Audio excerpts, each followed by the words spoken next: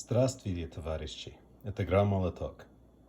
And today we have a review for you of the Wizard's Grimoire metal dice case from Skullsplitter Dice. Okay, I'll move the bag. Basic instruction here. It's a fairly thin steel.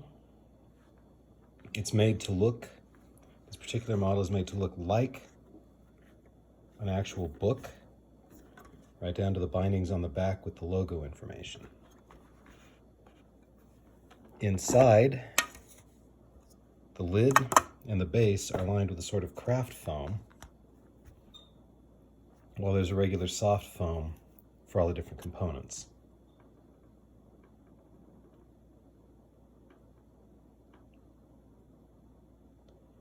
As you can see, it has a number of cutouts. The one in the center here, meant to hold a standard deck of playing cards, and a number of punch-outs for dice.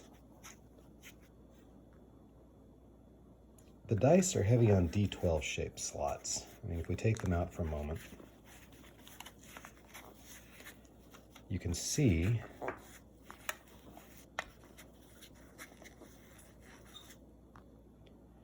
that an awful lot of the cutouts are the pentagons, which, to my eye, calls up the D12. We've got two slots here. The hexagons look like D20s normally, one for D4, and only a couple of, in fact, only one regular square one for D6s. There's another D12 slot, 2D10, D8. Obviously, you can fit the dice into anything, but it's a little odd. In fact, for comparison, here's a metal dice set that I have, and you can see that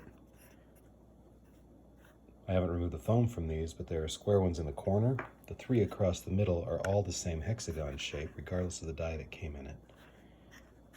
This is the only triangle. And all the rest are square cutouts. The dice fit. It's okay.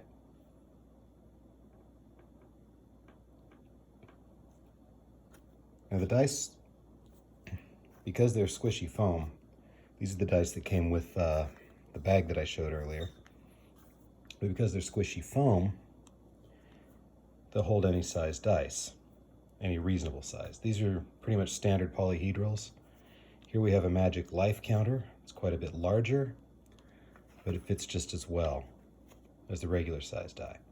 I would not try it with the oversized D20s that Wizards has been putting in their special sets like the Waterdeep set. These cutouts on the side can hold extra dice. Say, for instance, 6 six-siders, like these fudge dice. Princess Bride set, if you're wondering. Or you can put any number of other dice in them. Another nice thing is, since every last one of these cutouts comes with its foam insert, which I've just pulled out here, you can put your half-elven warlock and his pseudo-dragon familiar in there and cover it. When you snap the lid on, they aren't going anywhere. No rattling. And they're fully protected because the foam is so soft, they don't deform. It's rather nice. The one that is not so flexible is this card case insert. This is a standard size deck of playing cards in its typical tuck box. Here we have a standard size deck of playing cards, but they're in this slide lid box, and it does not fit. You've got to deform the foam inside considerably. You're not going to be able to fit any kind of, say, magic deck in sleeves or anything in there, unless they're perfect fits. Just for size comparison, here's a magic card in a perfect fit sleeve. You can see that it would fit, but you'd have to put them in a normal size box, no oversized deck boxes here. And once you put it back in a regular size sleeve, it's a little oversized for the slot.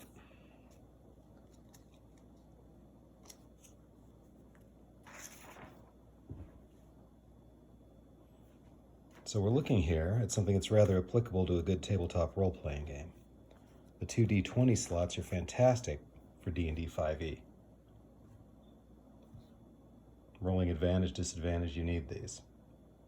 But they'll work for just about any RPG that uses dice. The other peculiarity here is that, if you count them out, there are 5 slots here, 5 slots here, 2 here. That's 12. A typical polyhedral set has 13, or 7 dice, sorry. So 2 of them is 14. It's not really going to hold 2 full sets unless you use these side compartments. On the other hand, you don't really need 2 d20 necessarily if you're not playing, well, any d20 based game. And sometimes even with a lot of those, as long as it's not 5th edition.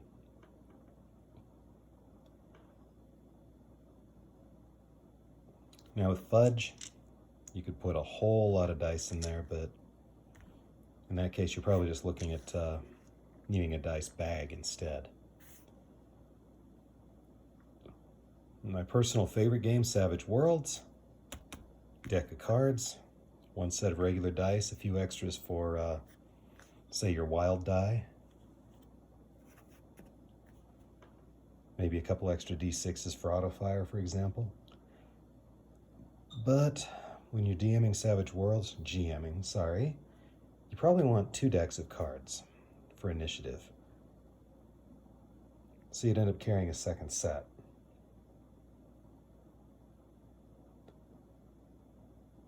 Of course, you could put, say, a deck of spell cards or item cards in there for any fantasy role-playing game, and you'd have a pretty good compilation there. It's much better for players than for DMs, I think, in that regard.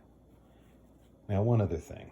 The lid, got it upside down there. It's got that nice craft foam padding in it. So I thought I'd give it a shot as a rolling tray when I first got it.